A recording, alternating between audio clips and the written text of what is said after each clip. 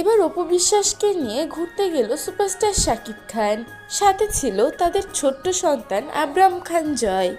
প্রিয় ভিউয়ার্স, এই বিষয়ে বিস্তারিত জানতে হলে ভিডিওটি না টেনে সম্পূর্ণ দেখতে থাকুন।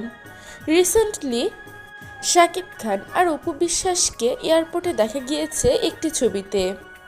আবার এইদিকে দেখা যায় শাকিব খান, অপু বিশ্বাস, জয় গাড়িতে করে ঘুরছে।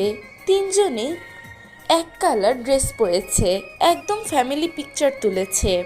তিনজনকে একসাথে দেখে ভক্তরা খুশি হয়ে গিয়েছে যে এতদিন পর আবারও তারা তিনজনকে এক ফ্রেমে দেখতে পেরেছে।